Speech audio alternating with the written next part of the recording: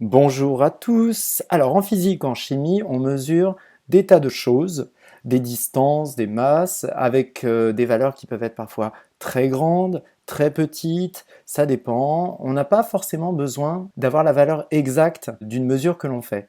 Parfois, un simple aperçu, on va dire une valeur approximative, suffit, et pour ça, on a créé les ordres de grandeur qui sont quand même bien pratiques. C'est précisément ce que nous allons voir aujourd'hui. C'est parti!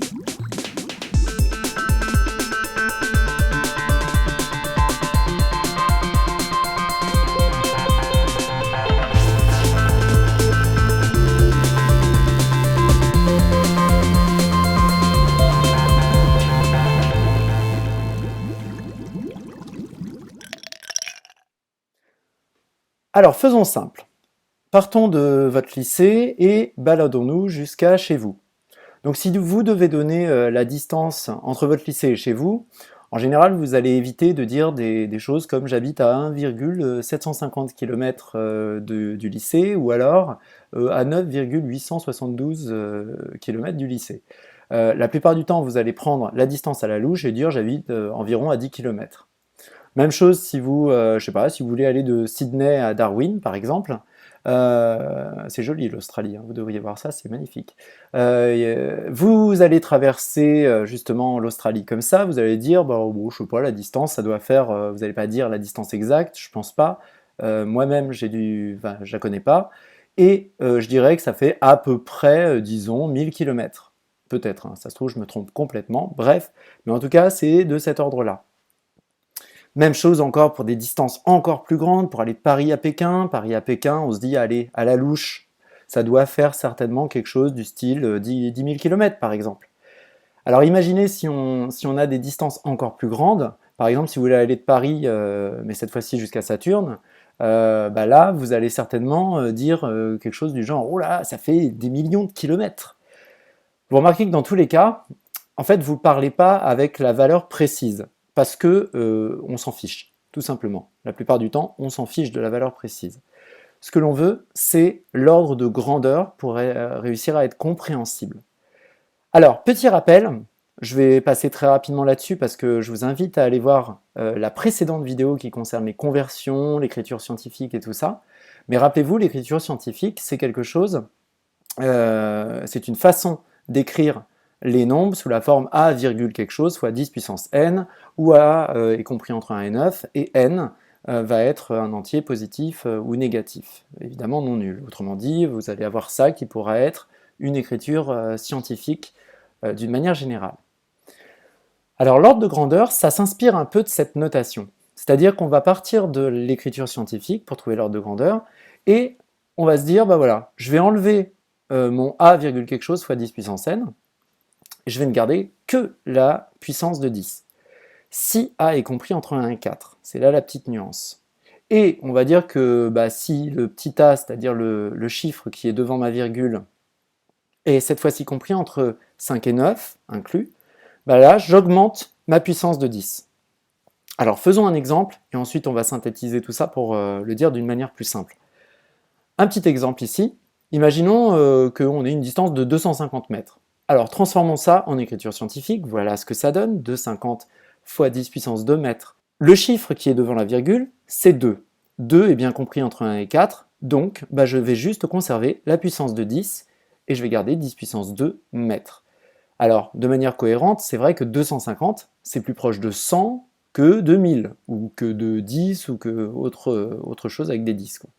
Bah effectivement, 100 c'est bien 10 puissance 2, donc 250 a pour ordre de grandeur 100, c'est-à-dire 10 puissance 2 mètres. Remarquez le petit symbole que j'ai mis pour noter l'ordre de grandeur, bah, c'est le symbole tilde. C'est une petite vague qu'on écrit en général pour écrire l'ordre de grandeur, et ça signifie simplement a pour ordre de grandeur, machin. Autre exemple, hein, cette fois-ci avec des petites valeurs, bah 0, 0, 84 mm, on transforme ça, on convertit, et cette fois-ci on va vouloir l'ordre de grandeur en mètres. Dans ce cas-là, on convertit, et on trouve cette valeur-là en écriture scientifique et en mètres. Même chose, si vous avez des soucis avec les conversions des écritures scientifiques, n'hésitez pas à aller faire un petit tour sur ma précédente vidéo. Et du coup, comme 8, le chiffre situé avant la virgule dans l'écriture scientifique est bien compris entre 5 et 9, dans ce cas-là, on va augmenter la puissance de 10. On était à 10 moins 5, on ajoute 1, et bien dans ce cas-là, ça fait 10 moins 4 mètres. Et bien c'est cohérent. Si on regarde, la valeur qu'on avait, elle est bien proche de 0,1 mm, c'est-à-dire 10 moins 4 mètres. Alors, pour ne pas se prendre la tête, il y a une définition super simple de l'ordre de grandeur qui est la suivante. C'est que l'ordre de grandeur, c'est la puissance de 10 la plus proche d'un nombre. Point, c'est tout. Donc vous avez un nombre, vous allez simplement voir quelle est la puissance de 10 qui est la plus proche de ce nombre. Alors la méthode, pour résumer.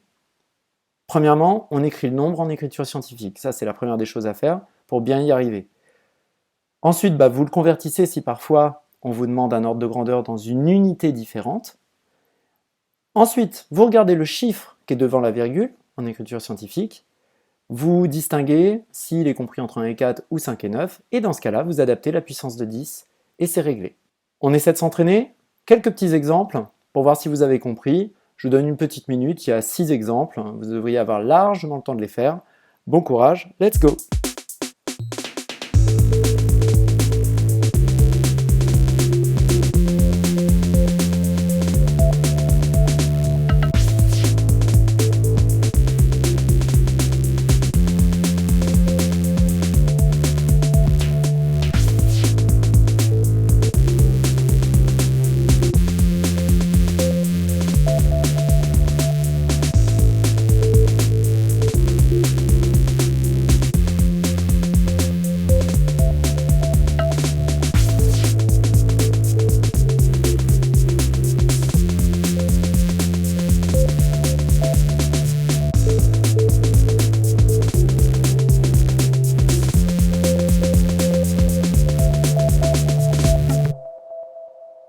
Et voilà ce qu'il fallait trouver pour ces ordres de grandeur. J'espère que vous avez réussi, sinon n'hésitez pas à revoir ça à tête reposée plusieurs fois. Ça nécessite, je vous ai dit, un peu de connaissances aussi sur l'écriture scientifique et les conversions, donc rebalayer tous ces sujets-là qui sont importants. On se retrouve dans un prochain épisode de mon YouTube à essai pour continuer notre périple en physique, en chimie, et puis pour essayer de débloquer certaines choses. N'hésitez pas à partager la chaîne, les vidéos que vous trouvez, il y en a pour tous les niveaux, seconde, première, terminale, jusque-là, peut-être ailleurs aussi, enfin peut-être d'autres niveaux, un jour, qui sait. À bientôt, et merci de me suivre, à plus.